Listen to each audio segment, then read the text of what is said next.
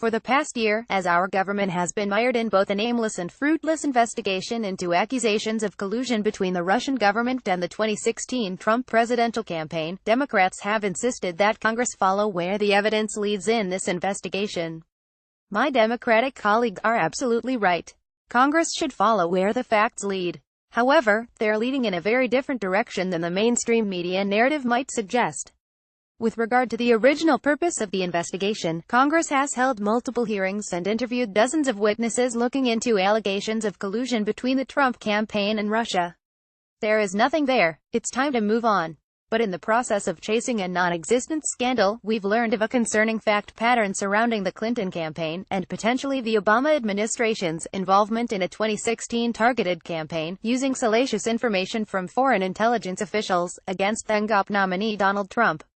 The information we've learned warrants the appointment of a special counsel to investigate how the Russian dossier was created and why President Obama's FBI was involved.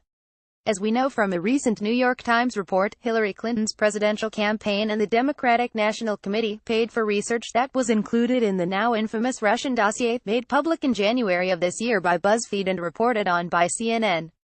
We now know the Clinton campaign and the DNC paid ex-British intelligence officer Christopher Steele to compile the dossier with research provided by Russian intelligence officials. Much of the dossier contained claims that have either not been verified or have been directly refuted. The fact that the Clinton campaign and the DNC paid intelligence officials in Russia for salacious and false information on President Trump is suspicious enough. But we're also beginning to see evidence that raises questions about whether the Obama Justice Department may have inappropriately involved themselves in this project both before and after the 2016 presidential campaign. Consider the following timeline. In April of 2016, the Clinton campaign enlisted the law firm Perkins Coie to retain Fusion GPS, the firm behind the Russian dossier. That very same month, April of 2016, President Obama's campaign began paying more than $900,000 to Perkins Coie, the very same firm used by the Clinton campaign to create the Russian dossier. We also know that, in the weeks prior to the 2016 election, President Obama's FBI tried to reach an agreement with Christopher Steele to pay for the Russian dossier, and the FBI actually ended up reimbursing some of those dossier expenses to Christopher Steele. It's worth repeating to be clear, the FBI attempted to pay and then reimbursed costs for a Russian dossier that was being orchestrated by the Hillary Clinton presidential campaign. Strangely, the FBI has refused to answer questions and resisted any transparency on this issue. Going one step further, we know that on January 6 of this year, President Obama's intelligence officials, led by then FBI Director James Comey, briefed President-elect Trump on the contents of the Russian dossier.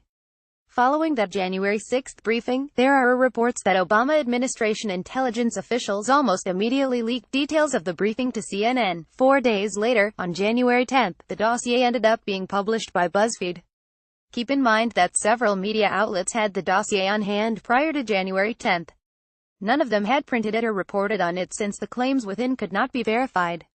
This is an alarming timeline that leaves a myriad of disconcerting questions, but the specific points of interest can be boiled down into a few specifics. Why did President Obama's campaign began paying almost $1 million to the very same firm the Clinton campaign used to fund the dossier? Why did they begin making payments in the very same month the Clinton campaign began paying for the dossier? Why did President Obama's FBI attempt to pay Christopher Steele for the Russian dossier? Why was President Obama's FBI involved in paying for a political project the Clinton campaign was orchestrating? Again, the FBI has refused to answer these questions and resisted any transparency on this issue. Why brief the president and president-elect at all on the dossier if much of the dossier could not be verified, or, if President Obama's intelligence officials had reason to treat the dossier seriously, why did they wait 2 months after the election until January 6 to brief the president and president-elect? And why was the Obama administration's meeting with President-elect Trump leaked to CNN just 4 days after the briefing? If, again, the dossier could not be verified, at minimum, we must recognize that there are legitimate, unanswered questions about whether the Obama Justice Department involved themselves in a political project targeting then-candidate Donald Trump, a suggestion that has far more evidence behind it than the directionless investigation into Trump-Russian collusion. The American people deserve answers to those questions. They demand answers to those questions. It's our government's responsibility to find them by appointing a special counsel to investigate.